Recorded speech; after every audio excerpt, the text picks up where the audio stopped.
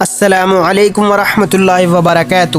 بسم اللہ الرحمن الرحیم۔ صرف 5 منٹ کا مدرسہ، قرآن و حدیث کی روشنی میں اسلامی تاریخ۔ 14 شعبان۔ نمبر 1، حضرت سراقہ بن مالک رضی اللہ عنہ۔ حضرت سراقہ بن مالک رضی اللہ عنہ مکہ مکرمہ کے قریب قدید نامی گاؤں کے رہنے والے تھے۔ حضرت محمد صلی اللہ علیہ وسلم اور حضرت ابو بکر رضی اللہ عنہ جب مکہ سے مدینہ ہجرت کر رہے تھے، اس وقت انہوں نے ہی پکڑنے کے لیے پیچھا کیا تھا، لیکن اللہ کی مدد سے سراقہ کے گھوڑے کے پیر دھس گئے۔ انہوں نے حضرت محمد صلی اللہ علیہ وسلم سے معافی مانگی۔ آپ صلی اللہ علیہ وسلم نے معاف کر دیا۔ اس وقت تمہارا کیا حال ہوگا جب تم کسریٰ کے کنگن پہنو گے؟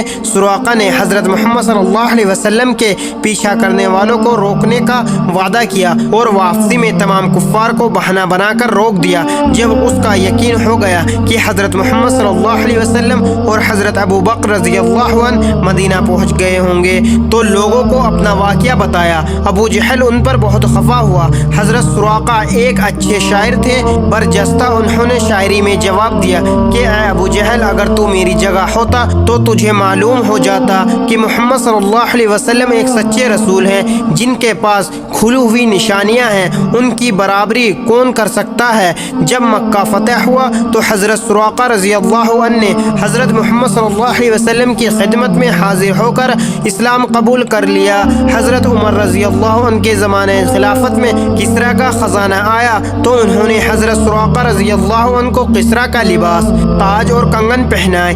یہ دیکھ کر مسلمانوں نے اللہ اکبر کی آواز لگائی اور کہا کہ آج محمد صلی اللہ علیہ وسلم کی پیشن گوئی ہو بہو پوری ہوئی۔ حضرت سراقہ رضی اللہ عنہ کا انتقال حضرت عثمان رضی اللہ عنہ کی خلافت میں 24 ہجری میں ہوا۔ نمبر 2، حضرت محمد صلی اللہ علیہ وسلم کا معجزہ، پتھر کا حضرت محمد صلی اللہ علیہ وسلم کو سلام کرنا۔ رسول اللہ صلی اللہ علیہ وسلم نبوت کے بعد فرمایا کرتے تھے کہ میں مکہ کے اس پتھر کو بھی جانتا ہوں جو مجھے نبوت سے پہلے سلام کیا کرتا تھا۔ نمبر 3، ایک فرض کے بارے میں، 5 نمازوں کی پابندی کرنا۔ رسول اللہ صلی اللہ علیہ وسلم نے فرمایا جو شخص 5 فرض نمازوں کو پابندی سے پڑھتا ہے وہ اللہ تعالیٰ کی عبادت سے غافل رہنے والوں میں شمار نہیں ہوتا۔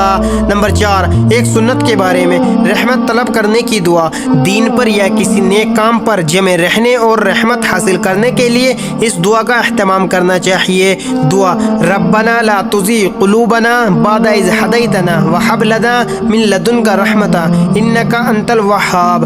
ترجمہ: اے ہمارے پروردگار، ہمیں ہدایت دینے کے بعد ہمارے دلوں کو مت پھیریں اور اپنی طرف سے ہمیں رحمت عطا فرمائیں، بے شک آپ ہی سب کچھ دینے والے ہیں۔ نمبر 5، ایک اہم عمل کی فضیلت، نماز میں قرآن کی تلاوت کرنا۔ رسول اللہ صلی اللہ علیہ وسلم نے فرمایا نماز میں قرآن شریف کی تلاوت بغیر نماز کی تلاوت سے بہتر ہے اور بغیر نماز کی تلاوت قرآن سبحان اللہ اور اللہ اکبر کی تسبیح پڑھنے سے افضل ہے۔ سبحان اللہ اور اللہ اکبر کی تسبیح صدقے سے افضل ہے اور صدقہ روزے سے افضل ہے اور روزہ جہنم سے بچنے کی آڑ ہے۔ نمبر 6، ایک گناہ کے بارے میں، حرام چیزوں کا بیان۔ قرآن میں اللہ تعالیٰ فرماتا ہے تم پر مرا ہوا جانور، خون اور خنزیر کا گوشت حرام کر دیا گیا ہے، اور وہ جانور بھی جس پر ذبح کرتے وقت اللہ کے علاوہ کسی دوسرے کا نام لیا گیا ہو۔ نمبر 7، دنیا کے بارے میں، دنیاوی زندگی کی حقیقت۔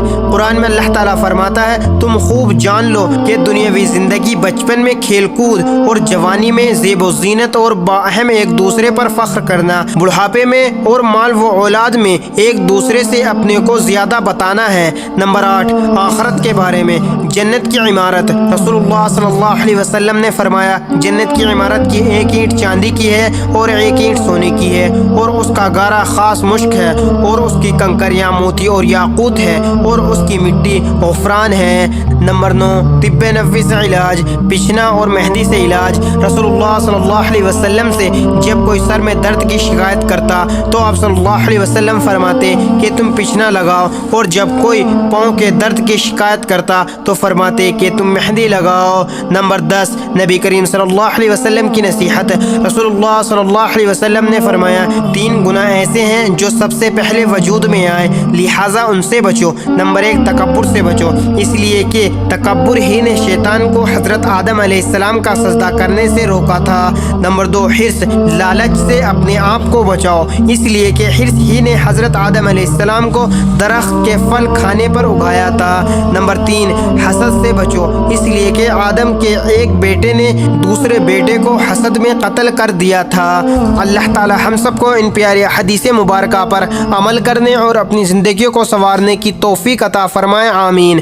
مزید اسی طرح کی اسلامک ویڈیو کے لیے اگر آپ نے ابھی تک ملک شاہ چینل کو سبسکرائب نہیں کیا تو سبسکرائب کر لیں اور ویڈیو کو لائک اینڈ شیئر ضرور کریں۔ جزاک اللہ، شکریہ۔